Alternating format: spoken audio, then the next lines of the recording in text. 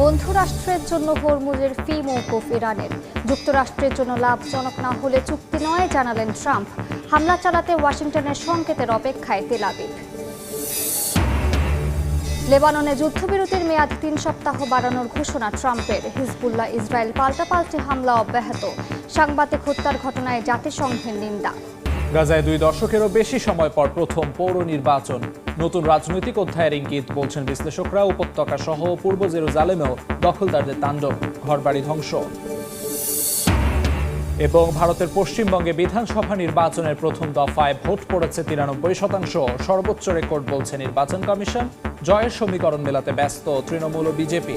বন্ধু রাষ্ট্রের জন্য হরমুজ প্রণালীতে জাহাজ চলাচলে ফি মওকুফ করেছে ইরান।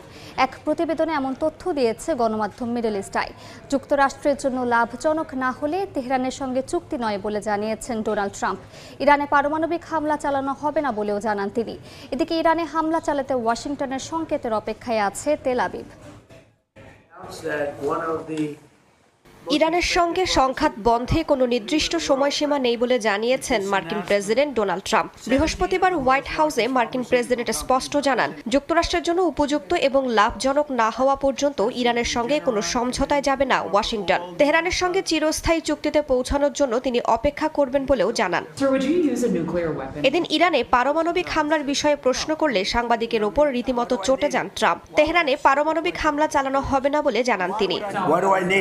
কেন এমন নির্বোধের মতো প্রশ্ন করা হলো? কেন আমি পারমাণবিক অস্ত্র ব্যবহার করতে যাব, যখন সাধারণ অস্ত্র দিয়েই তাদের পুরোপুরি ধ্বংস করে দিয়েছি? না, আমি এটা ব্যবহার করব না। পারমাণবিক অস্ত্র কখনোই কারো ব্যবহার করতে দেওয়া উচিত নয়।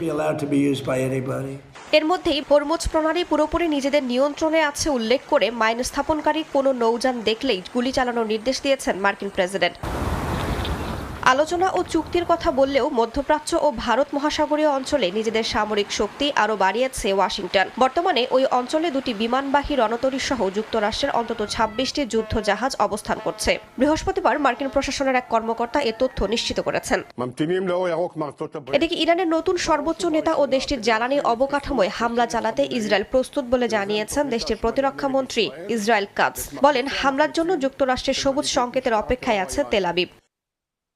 যুদ্ধ বন্ধে ইরানও আলোচনা ও সমঝোতা চায় বলে জানিয়েছেন দেশটির প্রেসিডেন্ট মাসুদ পেজেশকিয়ান। তবে মার্কিন অবরোধ, অঙ্গীকার লঙ্ঘন ও হুমকি ধামকি আলোচনায় বাধা হয়ে দাঁড়িয়েছে বলে উল্লেখ করেন তিনি। যুক্তরাষ্ট্রের সঙ্গে উত্তেজনার জেরে ঐক্যের বার্তা দিয়েছেন ইরানি নেতারা।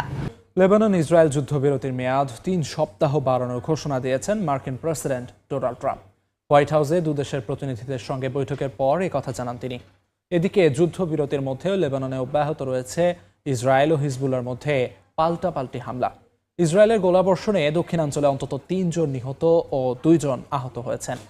সাংবাদিক আমাল খলিল নিহতের ঘটনায় তীব্র নিন্দা জানিয়েছে জাতিসংঘ। স্থানীয় সময় বৃহস্পতিবার হোয়াইট হাউসে ওভাল অফিসে মার্কিন প্রেসিডেন্ট ডোনাল্ড ট্রাম্পের সঙ্গে বৈঠকে বসেন ইসরায়েল ও লেবাননের প্রতিনিধিরা। এ সময় ট্রাম্পের সঙ্গে ছিলেন মার্কিন ভাইস প্রেসিডেন্ট জেডি ভ্যান্স, পররাষ্ট্রমন্ত্রী মার্কো রুবিও এবং ইসরায়েল ও লেবাননে নিযুক্ত মার্কিন রাষ্ট্রদূত। বৈঠক শেষে বৈরুত তেল আবিব আরও 3 সপ্তাহের জন্য যুদ্ধবিরতিতে সম্মত হয়েছে বলে জানিয়েছেন মার্কিন প্রেসিডেন্ট ডোনাল্ড ট্রাম্প। আলোচনা ভালো হয়েছে উল্লেখ করে হিজবুল্লাহ থেকে লেবাননকে রক্ষা করতে যুক্তরাষ্ট্র তাদের সঙ্গে কাজ করবে বলে জানান মার্কিন প্রেসিডেন্ট। এ সময় ট্রাম্প আরও বলেন, শিগগিরই তিনি একটি বৈঠকের হোস্ট করবেন, যেখানে ইসরায়েলের প্রধানমন্ত্রী বিনিয়ামিন নেতানিয়াহু ও লেবাননের প্রেসিডেন্ট জোসেফ আউন থাকবেন। লেবানন ও ইসরায়েলের উচ্চপদস্থ কর্মকর্তাদের সঙ্গে আমাদের একটি দুর্দান্ত বৈঠক হয়েছে। তারা আরও 3 সপ্তাহের জন্য যুদ্ধবিরতিতে সম্মত হয়েছেন। আমরা আশা করি তেমনটাই ঘটবে, তবে তাদের হিজবুল্লাহর বিষয়টিও মাথায় রাখতে হবে। আমরা মনে করি আগামী কয়েক সপ্তাহের মধ্যে লেবাননের প্রেসিডেন্ট ও ইসরায়েলের প্রধানমন্ত্রী এখানে আসবেন।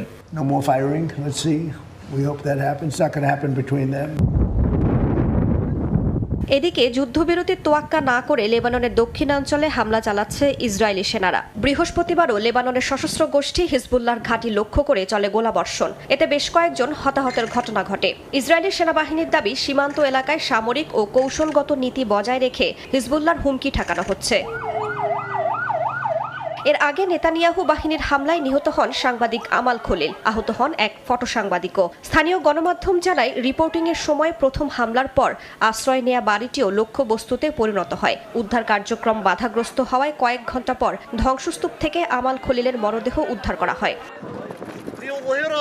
বৃহস্পতিবার দক্ষিণ লেবাননের বাইসারিয়েই আমাল খলিলকে শেষ বিদায় জানাতে জড়ো হন শোকাহতরা। এদিন তাইরি অঞ্চলে লেবানন ইসরায়েল যুদ্ধে নিহত হিজবুল্লাহ সদস্যদেরও জানাজা হয়। সাংবাদিক হত্যার তীব্র নিন্দা জানিয়েছে জাতিসংঘ। আমাল খলিল হত্যার নিরপেক্ষ তদন্তের পাশাপাশি বেসামরিকদের নিরাপত্তা নিশ্চিত করতে সব পক্ষকে আহ্বান জানায় সংস্থাটি।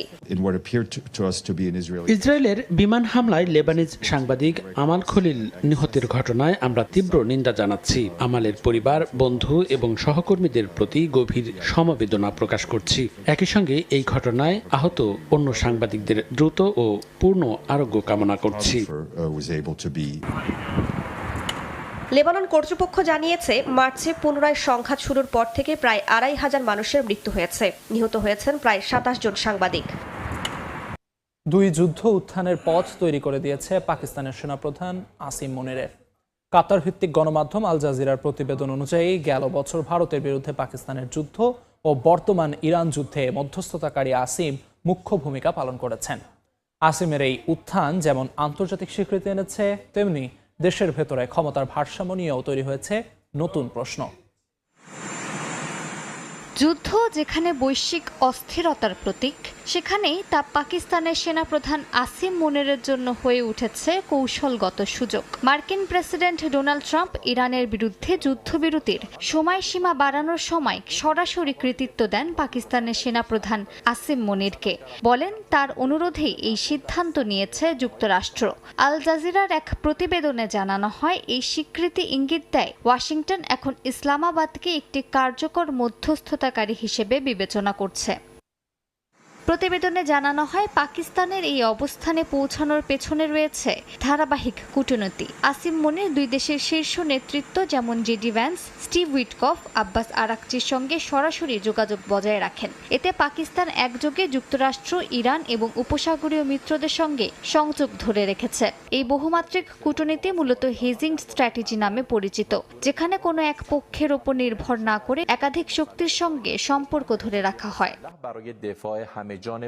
মনিরের এই বৈশ্বিক উত্থান হঠাৎ নয়। এর ভিত্তি তৈরি হয় ২০২৫ সালের ভারত পাকিস্তান সংঘাতের সময়। এই যুদ্ধ তাকে একটি শক্তিশালী সিদ্ধান্ত গ্রহণকারী হিসেবে প্রতিষ্ঠা করে। এরপরই তাকে ফিল্ড মার্শাল পদে উন্নীত করা হয়। পরবর্তী ধাপে সংবিধান সংশোধনের মাধ্যমে তাকে চিফ অফ ডিফেন্স ফোর্সেস করা হয়। বিশ্লেষকদের মতে, আসিম মনিরের এমন উত্থান ক্ষমতার কেন্দ্রীকরণের ঝুঁকি তৈরি করছে। কারণ এই কাঠামোতে একজন ব্যক্তির হাতে কৌশলগত, সামরিক ও আংশিক রাজনৈতিক প্রভাব একত্রিত হচ্ছে।